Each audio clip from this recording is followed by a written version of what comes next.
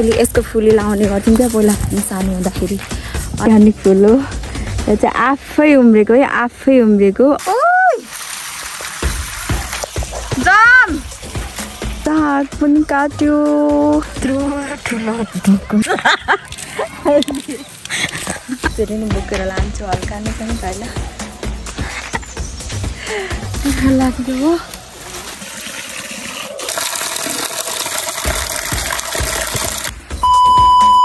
High everyone, welcome back my YouTube channel Smita Limbu. I hope तपाईँहरू सन्चै हुनुहुन्छ होला, म पनि सन्चै छु भन्दै आशाको साथमा आज मैले नयाँ ब्लग लिएर आएको छु। सो साथीहरू, अनि म चाहिँ भर्खर उठेको। दिदीले चाहिँ बिहान बिहानै उठेर घरहरू पनि लिपेछ अनि अहिले चाहिँ किनिमा बनाउने भनेर चाहिँ रोटी बनाउँदै हुनुहुन्छ। म पनि त्यहाँ तल जान्छु। हाम्रो चाहिँ चारो बनाउने ठाउँ चाहिँ यता हो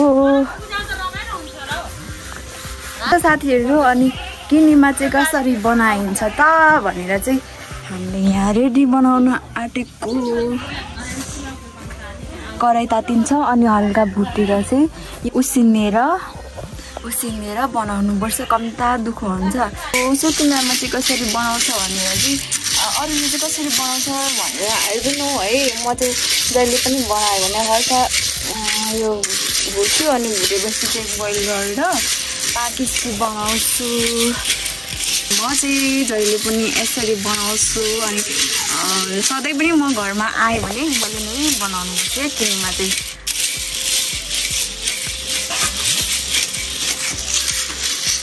अनि यता चाहिँ भुट्दै यहाँनिर हाल्दैछु, पाक्दैछ। सो साथीहरू, म चाहिँ अनि किनिमा चलाउने पनिर र चटनी लिएर आउँदैछु। त्यो चाहिँ छोप्नुपर्छ नि त अनि चलाइराख्नु पर्ने हुन्छ। यत्रो ठुलो छ पनिर चाहिँ। सो चलाउनुलाई पनि यस्तो राम्रो हुन्छ। लिम्बूहरूको घरमा चाहिँ होइन दिनमा एकचोटि चाहिँ 1 बजी यो हुन्छ। यति चाहिँ जाड चाहिँ पाक्छ किनभने अब चियाको सट्टा चाहिँ अब मान्छेहरू आउने जानेलाई चाहिँ चियाकै सट्टामा जाड दिनुपर्छ नि त छानेर। अनि त्यही भएर अब यस्तो साथीहरू होइन, म चाहिँ किनिमा राख्ने ओथाहरू चाहिँ खोज्दैछु तर केही देख्दिनँ। बाटो चाहिँ यस्तो अप्ठ्यारो छ होइन साथीहरू।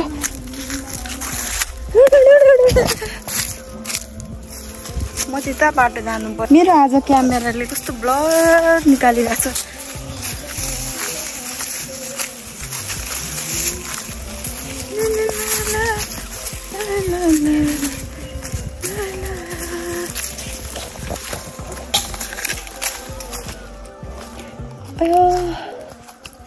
सो अनि यहाँनिर चाहिँ हाम्रो बाछीहरू रहेको छ। यहाँनिर चाहिँ खर्सानी पनि रोपेको छ तर खर्सानीको बिउ होला यो सायद, अनलाइक बिउ चाहिँ रहेछ यहाँनिर चाहिँ।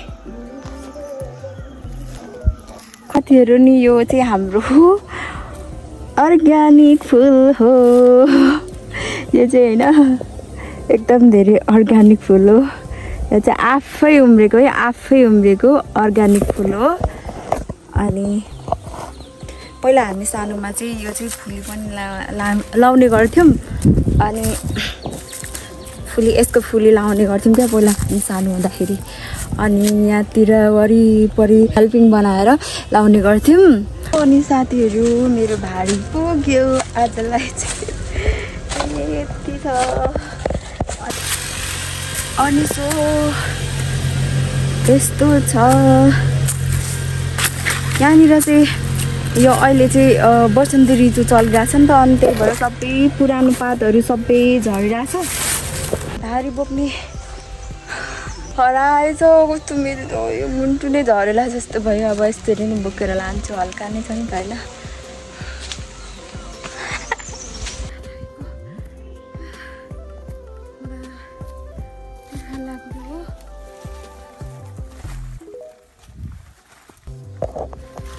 पहिला हामी सानोमा चाहिँ पातमा पानी खाने गर्छौँ कि साथीहरू।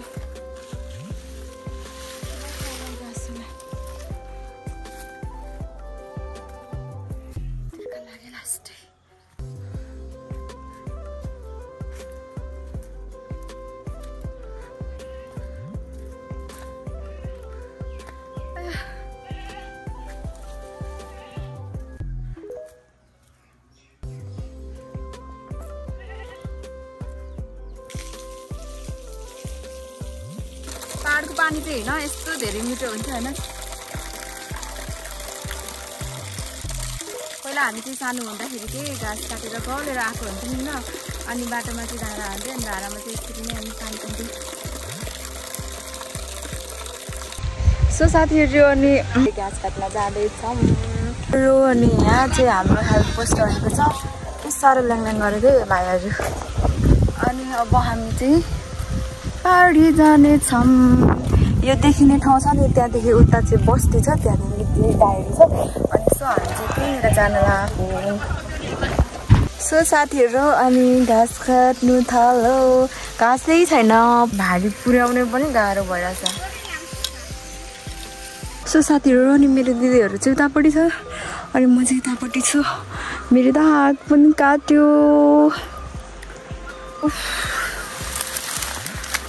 घाँस चाहिँ काटेँ, तल पनि मैले यत्रो एक अङ्गालो काटेको छु अनि यहाँ पनि एक मुठा काटेको छु। यो चाहिँ ढाले हो। अनि यसो अब यहाँदेखि पनि तान्ने छोडोको।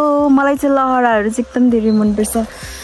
ओके, लहरा तान्दा तान्दै होइन यहाँनिर मेरो हातमा चाहिँ चोट पर्यो।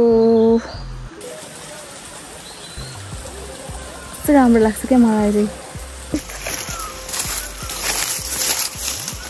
Let's roll France. यहाँ छ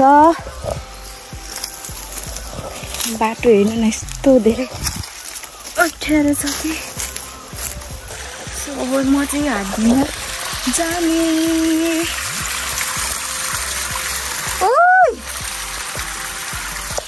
जाम दुईजना माथिसम्म गएछ होइन साथीहरू। अनि अब म चाहिँ मेरो हात धुन्छु। मेरो हात त होइन कस्तो धेरै पोलो पानीले दुख्नु। सो साथीहरू अनि हाम्रो चाहिँ भारी पुगिसक्यो। यत्रो ठुलो ढुक्को पुग्नु भएको छ।